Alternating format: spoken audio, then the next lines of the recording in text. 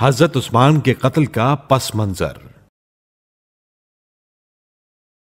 हजरत उस्मान के कत्ल के मज़कूरा असबाब के अलावा कुछ दूसरे असबाब भी बयान किए जाते हैं। हकीकत यह है कि उनके खलीफा बनते ही बनु उमैया पूरे इक़्तिदार पर काबिज हो गए।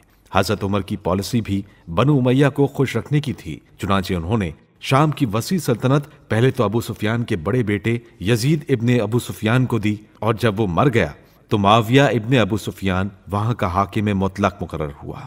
शिबली नुमानी अपनी किताब अल फारूक में लिखते हैं, मुआविया शाम में बड़े ठाठ के साथ रहते थे और हजरत उमर उनसे कुछ तारुज नहीं करते थे, हालांकि दूसरे आमिलों से उनका बर्ताव दूसरा था। इससे साबित होता है कि इस खुसूसी बर्ताव की वजह बनु उमैया को जेर बारे एहसान करके बनु हाशिम का जोर कम करना था। चुनांचे मुआविया शाम में एक अरसा दराज तक हातिम मुतलक रहा और बनु उमैया वहीं जा जाकर आबाद होना शुरू हो गए थे। हजरत उस्मान के खलीफा बनने के बाद तो बनु उमैया पूरी इस्लामी सल्तनत पर छा गए। कुदरत की सितम ज़रीफी ये थी कि हजरत उस्मान ने पुराने उमाल को बरतरफ करके जो अपने रिश्तेदार मुकर्रर किए वो बदकिस्मती से नाअहल थे, जिसकी वजह से एक आम बेइत्मीनानी फैल गई और लोगों को बहुत शिकायतें पैदा हो गई। उनके गवर्नरों ने रियाया पर वो जुल्म सितम किए कि गरीबों की जान पर बन गई। पहले तो उन इलाकों के लोगों ने दरखास्तें भेजी, जब उन पर कोई तवज्जो नहीं दी गई तो उनके वफ्द मदीना में आए और हजरत उस्मान से ये दरख्वास्त की कि वो इन जालिम हुक्मरानों को बदल दें, लेकिन उन्होंने ये मंजूर नहीं किया। अहले मिस्र व बसरा ने हजरत अली अलैहिस्सलाम से सिफारिश चाही। आप अलैहिस्सलाम दरबार खिलाफत में तशरीफ ले गए, तमाम नशीब व फराज समझाकर उन इलाकों के गवर्नरों को तब्दील करने पर जोर दिया, लेकिन हजरत उस्मान ने एक ना सुनी। हजरत उस्मान ने मुआविया इब्ने अबू सुफियान को एक फौज भेजने के लिए लिखा था। शाम से मुआविया ने फौज तो रवाना की, मगर हिदायत कर दी कि मदीने से काफी दूर जाकर ठहर जाए और दूसरे हुक्म का इंतजार करे।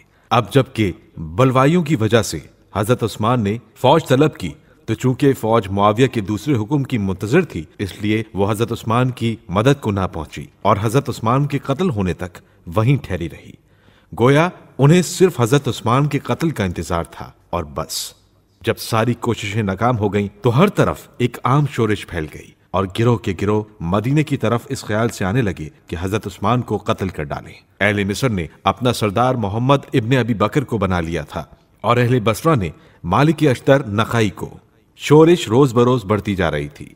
जनाब अमीर इस शोरिश और बगावत को दबाने की कोशिश कर रहे थे और बार बार हजरत उस्मान को समझाते थे कि वो इन शिकायतों को दूर करें, लेकिन हजरत उस्मान ने हजरत अली अलैहिस्सलाम के मशवरों पर अमल नहीं किया और अपने मौकिफ पर कायम रहे।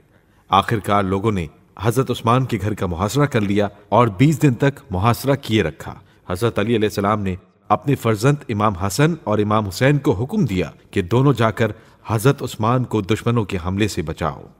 मुहासरे की हालत में जबकि दुश्मनों ने पानी बंद कर दिया था, हजरत अली अलैहिस्सलाम ने उनके लिए पानी भी भिजवाया। दूसरी तरफ जब हजरत उस्मान मुहासरे में थे, उस वक्त हजरत आयशा मक्के में थी और बार बार मुसलमानों को उस्मान को कत्ल करने पर उभार रही थीं और कहती थीं कि उनकी मिसाल नासिल यहूदी की जैसी है और उन्होंने सुन्नत रसूल को तबाह बर्बाद करके रख दिया है। गरज के एक दिन मौका पाकर दुश्मन हजरत उस्मान के घर में घुस गए और उनको कत्ल कर डाला।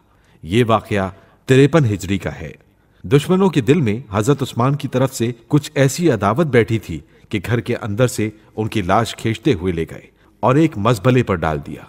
3 रोज तक किसी ने उनके जनाजे की नमाज भी न पढ़ी।